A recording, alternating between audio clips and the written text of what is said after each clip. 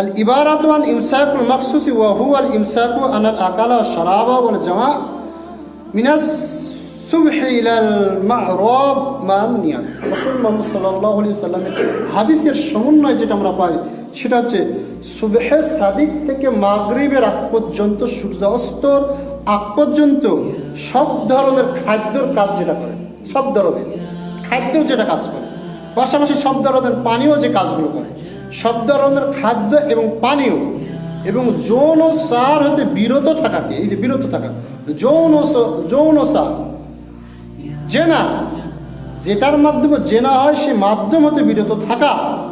চোখের জেনা হচ্ছে চোখ দিয়ে দেখা, সই মুস্তের বর্ণনা। হাতের জেনা হচ্ছে হাত দিয়ে স্পর্শ করা। কানের জেনা হচ্ছে জেনার গল্প শোনা। আর অঙ্গ প্রত্যঙ্গের মধ্যে যে বস্তু রয়েছে এটা তা বাস্তবায়ন করে থাকে জেনা। তাহলে সব ধরনের যে সমস্ত মাধ্যমে জেনা ছড়ায় এগুলো হতে বিরত থাকতে হবে। চোখ দিয়ে যে জেনার পাপ কাজ করতেছেন, চোখ দিয়ে যদি জেনার কাজগুলো যদি দেখেন, আর যদি আপনি বলেন আমি সাইম, তাহলে আপনি সাইম ধরুন নন, এটা বর্জন করতে হবে।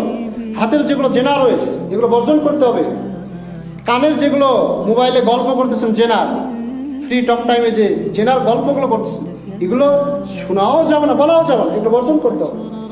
সমস্ত কিছু বর্জনের মাধ্যম হচ্ছে সিয়াম, যৌনসা। এক ব্যক্তি সে রাসূল মুহাম্মদ সাল্লাল্লাহু আলাইহি ওয়াসাল্লামের নিকটে এসে বললেন, ইয়া রাসূল মুহাম্মদ সাল্লাল্লাহু আলাইহি ওয়াসাল্লাম, আমি কি আমার স্ত্রীকে চুমু দিতে পারি?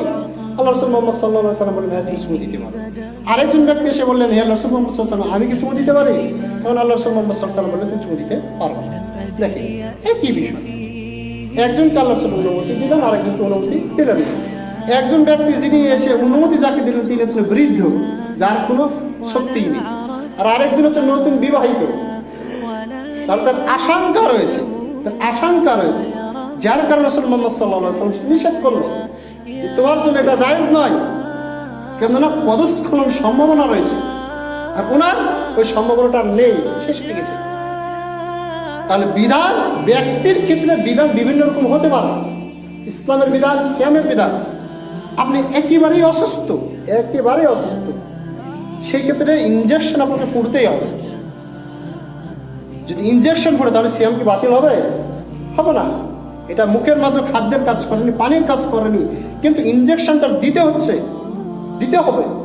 দেখেন রাজশাহী গিয়ে দেখুন কত যে রোগাক্রান্ত ব্যক্তি রয়েছে, অসুস্থ ব্যক্তি ভরে রয়েছে, তার কি করবো? এই সময় স্বাভাবিক যেগুলো ইনজেকশন, যেগুলো পানির কাজ করবো না, খাদ্যের কাজ করবো না, স্বাদ অনুভব করতে পারবো না, এরকম ইনজেকশন সিয়ামের কোনো ক্ষতি হয় না।